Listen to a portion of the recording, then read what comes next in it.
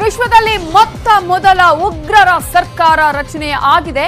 ಅಫ್ಘಾನಿಸ್ತಾನದಲ್ಲಿ ಸರ್ಕಾರವನ್ನ ರಚನೆ ಮಾಡಿದ್ದಾರೆ ತಾಲಿಬಾನ್ಗಳು.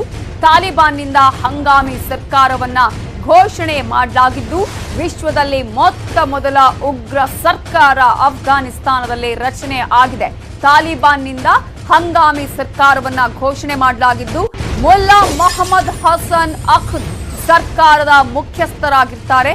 ಉಪಮುಖ್ಯಸ್ಥರಾಗಿ ಅಬ್ದುಲ್ ಘನಿ ಬರಾದರ್ ಆಯ್ಕೆಯಾಗಿದ್ದು, ಸೇನಾ, ವಿದೇಶಾಂಗ, ಶಿಕ್ಷಣ ಸೇರಿದಂತೆ 33 ಮಂದಿ ಸಚಿವರ ಆಯ್ಕೆಯಾಗಿದ್ದು, ಸೆಪ್ಟೆಂಬರ್ 11ರಂದು ಅಧಿಕೃತವಾಗಿ ಇವರು ಅಧಿಕಾರವನ್ನ ಸ್ವೀಕಾರ ಮಾಡ್ತಾರೆ.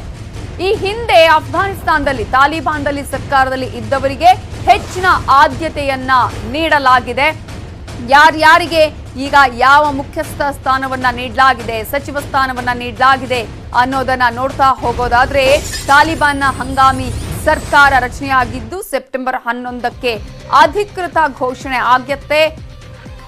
ಮುಲ್ಲಾ ಮೊಹಮ್ಮದ್ ಹಸನ್ ಅಖ್ದ್ ಮುಖ್ಯಸ್ಥರಾದ್ರೆ, ಉಪಮುಖ್ಯಸ್ಥರಾಗಿ ಅಬ್ದುಲ್ ಘನಿ ಬರಾದರ್, ಗೃಹ ಸಚಿವರಾಗಿ ಖಲೀಫಾ ಸಿರಾಜುದ್ದೀನ್ ಹಕ್ಕಾನಿ, ರಕ್ಷಣಾ ಸಚಿವರಾಗಿ ಮೌಲವಿ ಯಾಕೂಬ್ ಮುಜಾಹಿದ್, ವಿದೇಶಾಂಗ ಸಚಿವರಾಗಿ ಅಮೀರ್ ಮುತಾಕಿ, ಶಿಕ್ಷಣ ಸಚಿವರಾಗಿ ಶೇಖ್ ಮುನೀರ್, ಎನ್ಡಿಎಸ್ ಚೀಫ್ ಆಗಿ ಮುಲ್ಲಾ ಅಬ್ದುಲ್ ಹಕ್ ವಸಿಕ್, ಸೇನಾ ಮುಖ್ಯಸ್ಥರಾಗಿ ಮುಲ್ಲಾ ಫಜಲ್ ಅಖುಂದ್, ಗುಪ್ತಚರ ಮುಖ್ಯಸ್ಥರಾಗಿ ಮುಲ್ಲಾ ಜಾವದ್ ಅನ್ನ ಈಗ ಆಯ್ಕೆ ಮಾಡಲಾಗಿದೆ. ಈ ಮೂಲಕ ಅಧಿಕೃತವಾಗಿ ಈಗ ಸರ್ಕಾರ ರಚನೆಗೆ ಈಗ ಆದೇಶವನ್ನು ಮಾಡಲಾಗಿದ್ದು, ಸೆಪ್ಟೆಂಬರ್ 11ರಂದು ಅಧಿಕೃತವಾಗಿ ಸರ್ಕಾರ ರಚನೆ ಆಗತ್ತೆ. ತಾಲಿಬಾನಿಗಳು ಈಗ ಅಫ್ಘಾನಿಸ್ತಾನದಲ್ಲಿ ಸರ್ಕಾರವನ್ನ ರಚನೆ ಮಾಡಿದ್ದಾರೆ.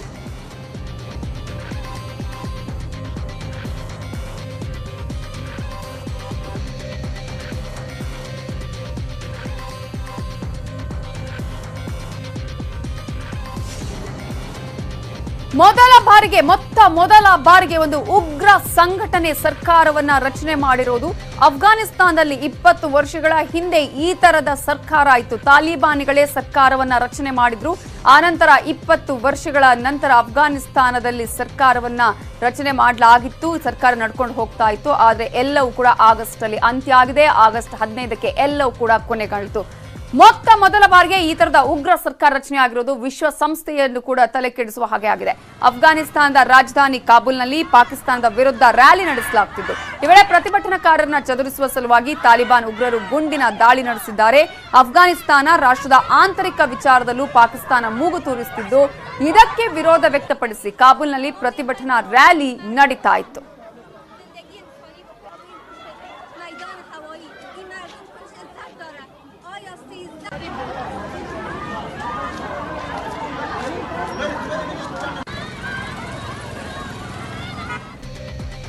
ಕೊರೋನಾ ಸೋಂಕಿನ ಭೀತಿಯಿಂದ ಸರ್ಕಾರ ಗಣೇಶೋತ್ಸವಕ್ಕೆ ಕಠಿಣ ರೂಲ್ಸ್ ಜಾರಿ ಮಾಡಿದೆ. ಆದರೆ ಕೊರೋನಾ ಸೋಂಕಿನ ನಡುವೆ ನಿಫಾ ವೈರಸ್ ಜನರ ನಿದ್ದೆ ಕೆಡಿಸಿದೆ. ಕೇರಳದಲ್ಲಿ ಈಗಾಗಲೇ ನಿಫಾ ವೈರಾಣು ಬಾಲಕನ ಬಲಿ ಪಡೆದಿದ್ದು, ರಾಜ್ಯದ ಗಡಿ ಜಿಲ್ಲೆಗಳಲ್ಲಿ ಕಟ್ಟೆಚ್ಚರ ಘೋಷಣೆ ಮಾಡಲಾಗಿದೆ. ಸೋಂಕು ಹೇಗೆ ಹರಡುತ್ತೆ, ಪರಿಣಾಮ ಏನು, ಚಿಕಿತ್ಸೆ ಹೇಗೆ ಅನ್ನುವ ಬಗ್ಗೆ ಕಂಪ್ಲೀಟ್ ರಿಪೋರ್ಟ್ ಇಲ್ಲಿದೆ. ಬೆಚ್ಚಿ ಬೀಳಿಸುತ್ತಿದೆ ಬಾವಲಿಗಳ ಸೋಂಕು ನಿಫಾ. ನಿಫಾ ನಿಯಂತ್ರಣಕ್ಕೆ ಸರ್ಕಾರದ ಮಾರ್ಗಸೂಚಿ.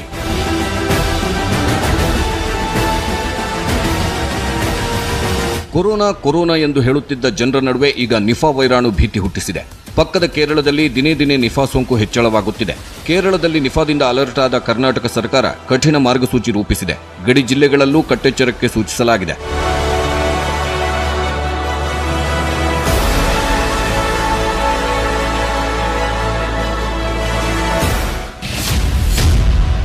ರಾಜ್ಯದ 5 ಗಡಿ ಜಿಲ್ಲೆಗಳಾದ ದಕ್ಷಿಣ ಕನ್ನಡ, ಉಡುಪಿ, ಮೈಸೂರು, ಕೊಡಗು, ಚಾಮರಾಜನಗರ ಜಿಲ್ಲೆಗಳಲ್ಲಿ ಅಲರ್ಟ್ ಘೋಷಣೆ ಮಾಡಿದ್ದು, ಕೇರಳದಿಂದ ಗಡಿ ಭಾಗದಲ್ಲಿ ನಿಗಾ ಇಡಬೇಕು. ನಿಫಾ ಲಕ್ಷಣ ಇದ್ದವರಿಗೆ ಸೂಕ್ತ ಚಿಕಿತ್ಸೆ ಕೊಟ್ಟು ನಿಫಾ ಸೋಂಕಿನ ಬಗ್ಗೆ ಜನರಿಗೆ ಜಾಗೃತಿ ಮೂಡಿಸಬೇಕು. ರೋಗ ಲಕ್ಷಣ ಕಂಡುಬಂದರೆ ಸ್ಯಾಂಪಲ್ ಪಡೆದು ಪುಣೆ ಲ್ಯಾಬ್ಗೆ ರವಾನಿಸಬೇಕು ಎಂದು ಜಿಲ್ಲಾಧಿಕಾರಿಗಳಿಗೆ ಸೂಚಿಸಲಾಗಿದೆ. ನಾವೀಗ ಮಂಗಳೂರು ಮತ್ತು ಕೇರಳ ಗಡಿ ಭಾಗದ ತಲಪಾಡಿ ಚೆಕ್ ಪೋಸ್ಟ್ ಅಲ್ಲಿ ಇದ್ದೇವೆ.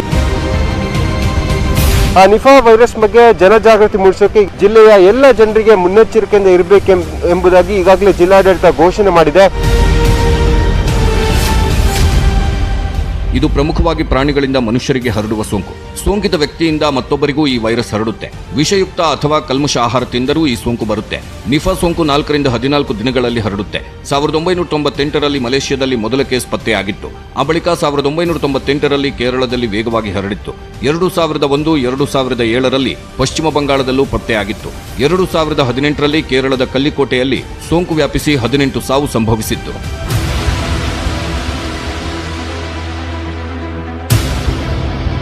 ಚಾಮರಾಜನಗರ ಜಿಲ್ಲೆ ಗಡಿಭಾಗದಲ್ಲಿ ಕಟ್ಟೆಚ್ಚರ ವಹಿಸಿದ್ದು ಬಂಡೀಪುರದ ಮೂಲೆಹೊಳೆ ಚೆಕ್ಪೋಸ್ಟ್ನಲ್ಲಿ ತಪಾಸಣೆ ನಡೆಸಲಾಗುತ್ತಿದೆ. ಕೊಡಗು ಜಿಲ್ಲೆಯ ಗಡಿಗಳಲ್ಲೂ ಕಟ್ಟುನಿಟ್ಟಿನ ಕ್ರಮ ಕೈಗೊಳ್ಳಲಾಗಿದೆ. ಜನರು ಆತಂಕ ಪಡುವ ಅಗತ್ಯವಿಲ್ಲ ಎಂದು ಕೊಡಗು ಡಿಎಚ್ಒ ತಿಳಿಸಿದ್ದಾರೆ. ಜ್ವರ, ಕೆಮ್ಮು ಅಥವಾ ಮೈಕೈ ನೋವು, ಕೆಲವರಿಗೆ ಮೆಂಟಲ್ ಕನ್ಫ್ಯೂಷನ್ ಆ ಥರ ಎಲ್ಲ ಇರುತ್ತೆ. ಸೊ ಏನಂದರೆ ಮುಂಜಾಗ್ರತೆಯಾಗಿ ಯಾರಿಗೆ ಫ್ಲೂ ಥರ ಸಿಂಪ್ಟಮ್ಸ್ ಕಾಣುತ್ತೋ ಅಂಥವರು ಮುಂಚೆನೇ ಬಂದು ಟೆಸ್ಟಿಂಗ್ ಮಾಡಿಸ್ಕೊಂಬಿಟ್ರೆ ಆಯಿತು. So that is important. Nipah ಲಕ್ಷಣಗಳೇನು ಅನ್ನೋದನ್ನ ನೋಡೋದಾದ್ರೆ ಜ್ವರ, ತಲೆನೋವು, ಮೂಳೆ ನೋವು, ವಾಂತಿ, ಗಂಟಲು ನೋವು, ತಲೆ ಸುತ್ತು ಬರುತ್ತೆ. ಯಾವಾಗಲೂ ನಿದ್ರಾ ಸ್ಥಿತಿಯಲ್ಲೇ ಇರುವಂತೆ ಮಾಡುತ್ತೆ. ಪ್ರಜ್ಞೆ ತಪ್ಪುವುದು ಕೂಡ ಇದರ ಒಂದು ಲಕ್ಷಣ. ಮೆದುಳಿನ ಉರಿ, ಮೆದುಳು ಜ್ವರ, ಉಸಿರಾಟದ ತೊಂದರೆ, ಉಸಿರಾಟದ ಸೋಂಕು ಹೆಚ್ಚಾಗುವುದು ಇದರ ಲಕ್ಷಣ.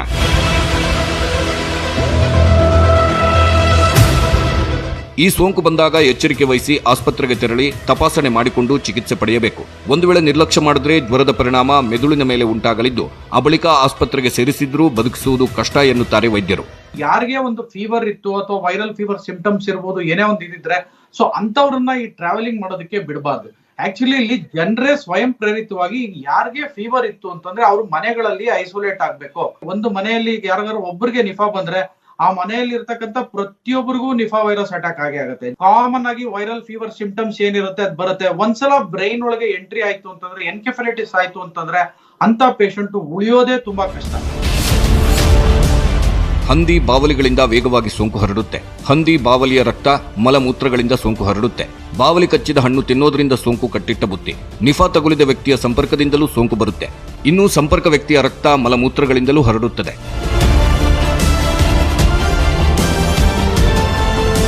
ನಿಫಾ ಬೆಂಗಳೂರಿಗೆ ಕಾಲಿಡುವ ಮುನ್ನವೇ ಬಿಬಿಎಂಪಿ ವಿಶೇಷ ಆಯುಕ್ತರು ಎಚ್ಚೆತ್ತಿದ್ದಾರೆ. ಈ ಬಗ್ಗೆ ಮಾರ್ಗಸೂಚಿ ಹೊರಡಿಸಿದ್ದಾರೆ. ರಾಜ್ಯ ಸರ್ಕಾರದಿಂದ ನಿಫಾ ವೈರಸ್ ಸೋಂಕಿನ ಗುಣಲಕ್ಷಣಗಳನ್ನು ಪಟ್ಟಿ ಮಾಡಲಾಗಿದ್ದು ಸರ್ಕಾರದ ಗೈಡ್ಲೈನ್ಸ್ ಪ್ರಕಾರ ಏನು ಮಾಡಬಾರದು, ಏನೇನು ಮಾಡಬೇಕೆಂದು ಸೂಚನೆ ನೀಡಲಾಗಿದೆ. ನಿಫಾ ಸೋಂಕಿಗೆ ಯಾವುದೇ ನಿರ್ದಿಷ್ಟ ಚಿಕಿತ್ಸೆ ಇಲ್ಲದ್ದರಿಂದ ಜನ ಎಚ್ಚರದಿಂದ ಇರಬೇಕೆಂದು ಜನರಿಗೆ ತಿಳಿಸಿದ್ದಾರೆ.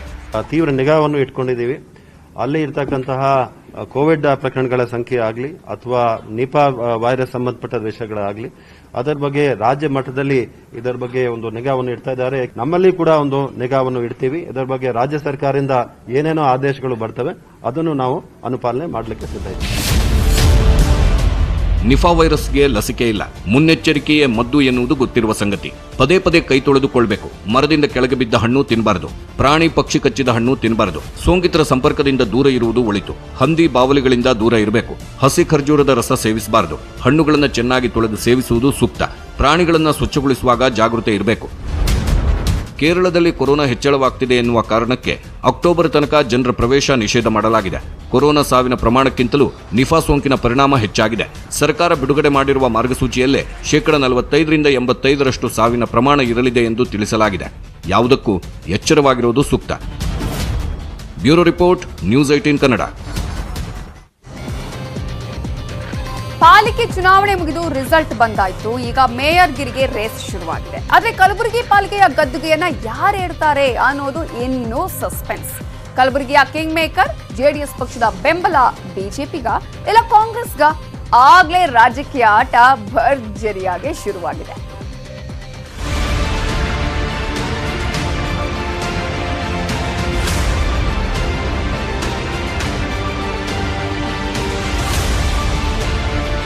ಅತಂತ್ರವಾಗಿರೋ ಕಲಬುರಗಿ ಮಹಾನಗರ ಪಾಲಿಕೆ ಈಗ ಬಿಜೆಪಿ ಕಾಂಗ್ರೆಸ್ ಪಾಲಿಗೆ ಪ್ರತಿಷ್ಠೆಯ ವಿಷಯ.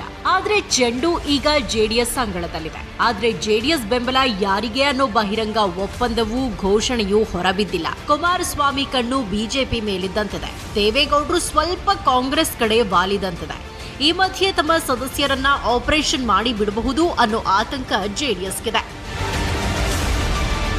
ಜೆಡಿಎಸ್ ಪಾಲಿಕೆ ಸದಸ್ಯರು ಬೆಂಗಳೂರಿಗೆ ಶಿಫ್ಟ್. ಎಚ್ಡಿಕೆ ತೀರ್ಮಾನಕ್ಕೆ ಸದಸ್ಯರ ಜೈಕಾರ. ಕಲಬುರಗಿ ಪಾಲಿಕೆ ಪಟ್ಟಕ್ಕೆ ಕಸರತ್ತು ಜೋರಾಗ್ತಿದ್ದಂತೆ ಕಿಂಗ್ ಮೇಕರ್ ಆಗಿರೋ 4 ಜೆಡಿಎಸ್ ಸದಸ್ಯರು ಬಿಜೆಪಿ ಕಾಂಗ್ರೆಸ್ನ ಆಪರೇಷನ್ ಭೀತಿಗೆ ಬೆಂಗಳೂರಿಗೆ ಶಿಫ್ಟ್ ಆಗಿದ್ದಾರೆ ಎನ್ನಲಾಗ್ತಿದೆ. ಯಾರ ಕರೆಗಳನ್ನು ಸ್ವೀಕರಿಸದ ಜೆಡಿಎಸ್ ಸದಸ್ಯರು ಎಚ್ಡಿಕೆ ಬೆಂಬಲಕ್ಕೆ ನಿಲ್ಲಲು ನಿರ್ಧಾರ ಮಾಡಿದ್ದಾರಂತೆ. ಕಾಂಗ್ರೆಸ್ ನಾಯಕರ ಕೈಗೆ ಜೆಡಿಎಸ್ ಸದಸ್ಯರು ಸಿಗಬಾರದು ಅನ್ನೋ ಕಾರಣಕ್ಕೆ ಎಚ್ಡಿಕೆ ಅವರೇ ಈ ಪ್ಲಾನ್ ಮಾಡಿ ಗೌಪ್ಯ ಸ್ಥಳದಲ್ಲಿಟ್ಟಿದ್ದಾರೆ ಎನ್ನಲಾಗ್ತಿದೆ. ಎಚ್ಡಿಕೆ ಜೊತೆ ಬೊಮ್ಮಾಯಿ ಚರ್ಚೆ, ದೇವೇಗೌಡರ ಜೊತೆ ಖರ್ಗೆ ಮಾತುಕತೆ. ಹೇಗಾದ್ರೂ ಮಾಡಿ ಕಲಬುರಗಿ ಪಾಲಿಕೆಯಲ್ಲಿ ಅಧಿಕಾರ ಪಡೆಯಬೇಕು ಅನ್ನೋ ಜಿದ್ದಿಗೆ ಬಿಜೆಪಿ ಹಾಗೂ ಕಾಂಗ್ರೆಸ್ ಬಿದ್ದಿದೆ. ಬಿಜೆಪಿ ಹಾಗೂ ಜೆಡಿಎಸ್ ಮೈತ್ರಿಗಾಗಿ ಎಚ್ಡಿಕೆ ಜೊತೆ ಸಿಎಂ ಬೊಮ್ಮಾಯಿ ಅವರೇ ಮಾತುಕತೆ ನಡೆಸಿದ್ದಾರೆ. ಎಚ್ಡಿಕೆ ಒಲವು ಬಿಜೆಪಿ ಕಡೆ ಅಂತಾನೂ ಹೇಳಿದ್ದಾರೆ. ಹೀಗಿರುವಾಗಲೇ ದೇವೇಗೌಡರ ಜೊತೆ ಪಾಲಿಕೆ ಮೈತ್ರಿಗಾಗಿ ಮಲ್ಲಿಕಾರ್ಜುನ್ ಖರ್ಗೆ ಕೂಡ ಚರ್ಚೆ ನಡೆಸಿದ್ದಾರೆ. ಸ್ಥಳೀಯ ನಾಯಕರ ನಿರ್ಧಾರದ ಪ್ರಕಾರ ಮೈತ್ರಿ ಅಂತಿದ್ದಾರೆ ಜೆಡಿಎಸ್ ವರಿಷ್ಠ. ಒಂದಾಗಿ ಪಾಲಿಕೆಯಲ್ಲಿ ಕೆಲಸ ಮಾಡೋದಕ್ಕೆ ಅವರು ಕೂಡ ಒಲವು ತೋರಿಸಿದ್ದಾರೆ. ಬಹುತೇಕವಾಗಿ ನಾವು ಅವರು ಸೇರಿ ಜೆಡಿಎಸ್ ಮತ್ತು ಬಿಜೆಪಿ ಸೇರಿ ಗುಲ್ಬರ್ಗಾದಲ್ಲಿ ನಮ್ಮ ಮೆಜಾರಿಟಿಯನ್ನು ಮಾಡ್ತೀವಿ. ಖರ್ಗೆ ಅವರು ಗುಲ್ಬರ್ಗಾದಕ್ಕೆ ನನ್ನ ಹತ್ರಲ್ಲೇ ಮಾತಾಡಿದರು. ಅದಾದಮೇಲೆ ಕುಮಾರಸ್ವಾಮಿ ಅವರು ಮಾತಾಡಿದ್ದಾರೆ. ಸ್ಥಳೀಯವಾಗಿ ನಮ್ಮ ಮುಖಂಡಗಳನ್ನ ಕರೆಸಿ ಅವ್ರ ಅಭಿಪ್ರಾಯ ತೆಗೆದುಕೊಳ್ಳದೇನೆ ನಾವು ತೀರ್ಮಾನ ಕೊಡಬಾರದು ಅಂತ. ಹೀಗೆ ಕಲಬುರಗಿ ಪಾಲಿಕೆ ಸಂಬಂಧ ದೇವೇಗೌಡರ ಚಿತ್ತ ಕಾಂಗ್ರೆಸ್ ಕಡೆಗಿದ್ರೆ ಎಚ್ಡಿಕೆ ಮನಸ್ಸು ಬಿಜೆಪಿ ಕಡೆ ವಾಲಿದಂತಿದೆ. ಆದ್ರೆ ದೇವೇಗೌಡರು ಏನ್ ನಿರ್ಧಾರ ತೆಗೆದುಕೊಳ್ತಾರೆ ಅದಕ್ಕೆ ಬದ್ಧ ಆಗಿದ್ದಾರೆ ಎಚ್ಡಿ ರೇವಣ್ಣ. ಅಲ್ಲದೆ ಕಲಬುರಗಿಯಲ್ಲಿ ಕಾಂಗ್ರೆಸ್ಗೆ ಜೆಡಿಎಸ್ ಬೆಂಬಲ ನೀಡುತ್ತೆ ಅನ್ನೋ ಭರವಸೆ ಕಾಂಗ್ರೆಸ್ ನಾಯಕರಲ್ಲಿದೆ. ಇವತ್ತು ಜಾತ್ಯತೀತ ಪಕ್ಷಗಳನ್ನ ಒಂದು ಮಾಡಬೇಕು ಅನ್ನೋ ದೇವೇಗೌಡರದಿದ್ರೆ ದೇವೇಗೌಡರು ಕುಮಾರಸ್ವಾಮಿ ಅವರು ಏನು ಮಾರ್ಗದರ್ಶನ ಕೊಡ್ತಾರೆ ಅದರಂತೆ ನಮ್ಮ ಪಕ್ಷ ನಡೆಯುತ್ತೆ. ಕಲಬುರಗಿ ಮಹಾನಗರ ಪಾಲಿಕೆಯಲ್ಲಿ ಕಾಂಗ್ರೆಸ್ ಪಕ್ಷ ಸಿಂಗಲ್ ಲಾರ್ಜೆಸ್ಟ್ ಪಾರ್ಟಿ ಇದೆ. ಜನತಾದಳ ಮತ್ತು ಕಾಂಗ್ರೆಸ್ಸಿನ ಒಂದು ಗಠಬಂಧನದಿಂದ ಮಹಾನಗರ ಪಾಲಿಕೆ ಇವತ್ತು ಕಾಂಗ್ರೆಸ್ ಪಕ್ಷ ಅಧಿಕಾರಕ್ಕೆ ಬರಲಿದೆ ಅಂತಕ್ಕಂಥದ್ದು ಸಂಪೂರ್ಣ ವಿಶ್ವಾಸ ನಮಗಿದೆ. ಮೇಯರ್ ಕುರ್ಚಿಗಾಗಿ ಲಾಭಿ ಜೋರು, ಹುಬ್ಬಳ್ಳಿಯ ಮೇಯರ್ ಆಯ್ಕೆ ಕಗ್ಗಂಟು. ಬೆಳಗಾವಿ, ಹುಬ್ಬಳ್ಳಿ, ಧಾರವಾಡ ಮಹಾನಗರ ಪಾಲಿಕೆಯಲ್ಲಿ ಬಿಜೆಪಿಯ ಮೇಯರ್ ಆಕಾಂಕ್ಷಿಗಳ ಸಂಖ್ಯೆ ಹೆಚ್ಚಾಗ್ತಾನೆ ಇದೆ.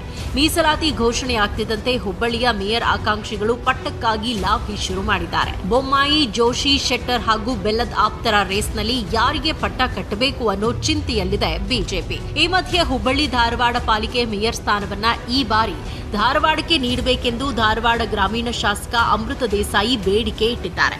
ನಮ್ಮ ಭಾಗದಲ್ಲಿ ಯಾವಾಗೂ ಮೇಯರ್ ಸ್ಥಾನ ಸಿಕ್ಕಿಲ್ಲ. ಈ ಸರಿ ನಮ್ದು ಹಕ್ಕೊತ್ತಾಯ ಐತಿ. ನಾವು ನಮ್ಮ ಮಂಡಳದಿಂದ ಸಹಿತ ನಾವು ನಿರ್ಧಾರವನ್ನು ಮಾಡಲಿದ್ದೇವೆ. ಯಾವುದೇ ಕಾರಣಕ್ಕೂ ನಾವು ಮೇಯರ್ ಸ್ಥಾನವನ್ನು ಇವತ್ತು ಧಾರವಾಡ 71 ಮತಕ್ಷೇತ್ರದಲ್ಲಿ ಕೊಡಬೇಕು ಅನ್ನುವಂಥ ಒತ್ತಾಯವನ್ನು ನಾವು ಮಾಡಲಿದ್ದೇವೆ.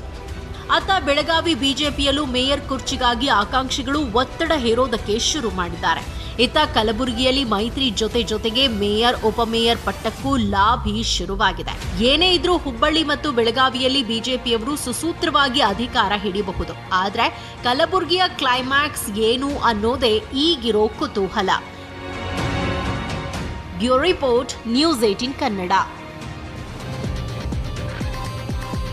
ಅಗ್ರ ರಾಷ್ಟ್ರೀಯ ವಾರ್ತೆ ಮುಂದುವರಿಯುತ್ತೆ ಬ್ರೇಕ್ ಆದ್ಮೇಲೆ.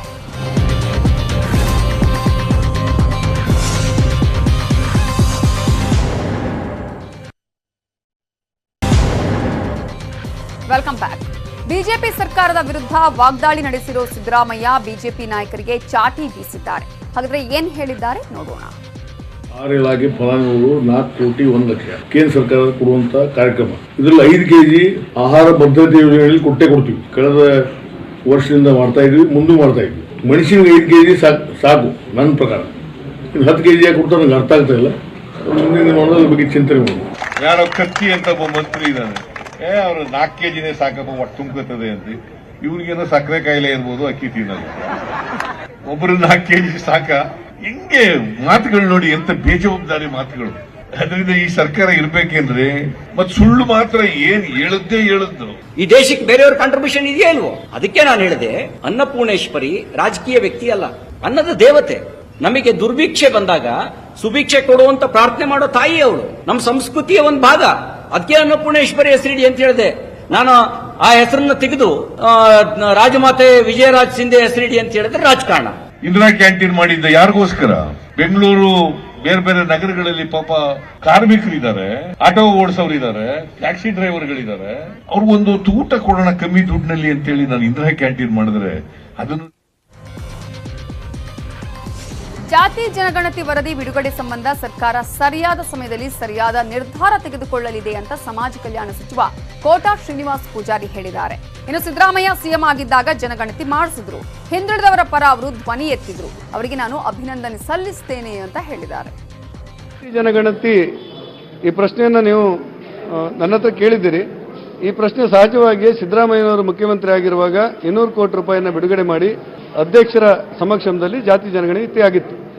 ಯಾವುದೇ ಅಭಿಪ್ರಾಯ ಭೇದಗಳಿದ್ರೂ ಕೂಡ ಸಿದ್ದರಾಮಯ್ಯನವರು ಹಿಂದುಳಿದ ವರ್ಗದ ಬಗ್ಗೆ ಕಾಳಜಿ ಹೊಂದಿದ್ದಾರೆ ಅನ್ನೋದ್ರ ಬಗ್ಗೆ ನಾನು. ಅಗ್ರ ರಾಷ್ಟ್ರೀಯ ವಾರ್ತೆಯಲ್ಲಿ ಉಳಿದ ಪ್ರಮುಖ ಸುದ್ದಿ ನೋಡೋಣ ಬ್ರೇಕ್ ಆದ್ಮೇಲೆ.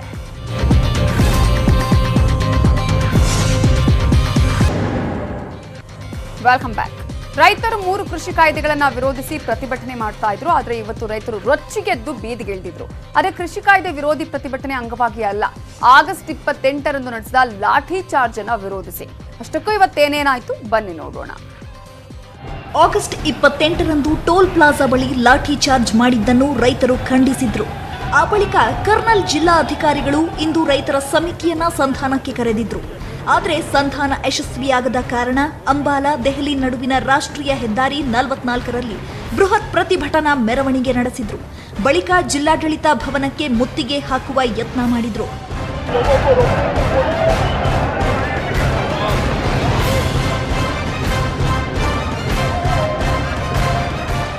ರೈತರ ಬೃಹತ್ ಹೋರಾಟವನ್ನು ತಡೆಯುವ ಉದ್ದೇಶದಿಂದ ಪೊಲೀಸ್ ಭದ್ರತೆಯನ್ನು ಹೆಚ್ಚಳ ಮಾಡಲಾಗಿತ್ತು.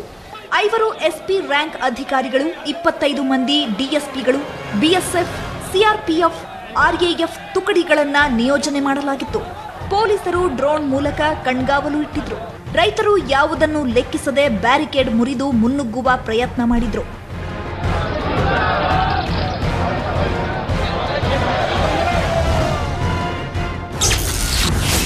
ಆಗಸ್ಟ್ 28ರಂದು ಸಿಎಂ ಸೇರಿದಂತೆ ಬಿಜೆಪಿ ಸಭೆಗೆ ವಿರೋಧ ಮಾಡಿ ಪ್ರತಿಭಟನೆ ನಡೆಸುತ್ತಿದ್ದಾಗ ಲಾಠಿ ಚಾರ್ಜ್. ಬ್ಯಾರಿಕೇಡ್ ದಾಟಿ ಬಂದರೆ ಲಾಠಿ ಬೀಸಿ ಎಂದಿದ್ದ ಅಧಿಕಾರಿ. ಉಪವಿಭಾಗಾಧಿಕಾರಿ ಆಯುಷ್ ಸಿನ್ಹಾ ಹೇಳಿಕೆ ವೈರಲ್. ಮುಖ ನೋಡದೆ ತಲೆಗೆ ಒಡೆಯಿರಿ ಎಂದಿದ್ದ ಅಧಿಕಾರಿ. 10 ಮಂದಿ ರೈತರಿಗೆ ಗಾಯ, ರೈತರ ರಕ್ತ ಚೆಲ್ಲಿದ ಬಗ್ಗೆ ಖಂಡನೆ. ಅಧಿಕಾರಿ ಕ್ರಮವನ್ನ ಸಮರ್ಥನೆ ಮಾಡಿದ್ದ ಹರಿಯಾಣ ಸಿಎಂ. ಸಾಮಾಜಿಕ ಜಾಲತಾಣದಲ್ಲಿ ಭಾರೀ ಚರ್ಚೆ ಸೃಷ್ಟಿಸಿದ್ದ ಕೇಸ್.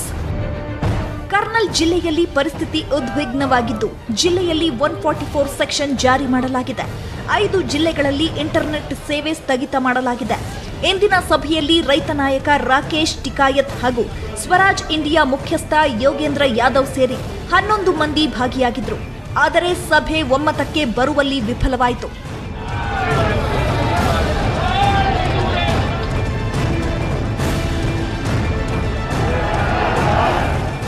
ಕೃಷಿ ಕಾಯ್ದೆಗಳನ್ನು ವಿರೋಧಿಸಿ ನಡೆಸುತ್ತಿದ್ದ ಹೋರಾಟ ಮತ್ತೊಂದು ರೂಪ ಪಡೆದುಕೊಂಡಿದೆ. ಎಲ್ಲ ರೈತರನ್ನು ಬಂಧಿಸಿ ಬಿಡುಗಡೆ ಮಾಡಾಗಿದೆ.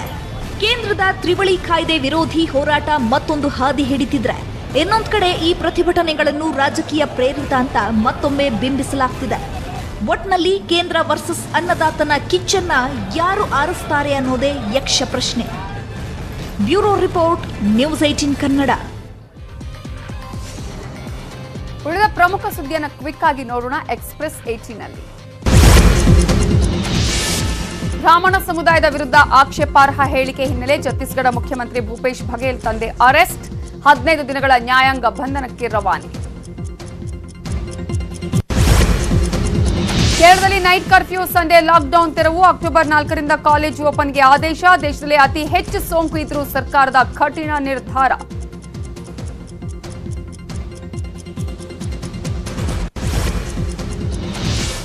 ಇದು ಇವತ್ತಿನ ಅಗ್ರ ರಾಷ್ಟ್ರೀಯ ವಾರ್ತೆ. ನೋಡ್ತಾ ಇರಿ ನ್ಯೂಸ್ 18 ಕನ್ನಡ. ಜಾಲ ನಮ್ಮದು, ಬಲ ನಿಮ್ಮದು.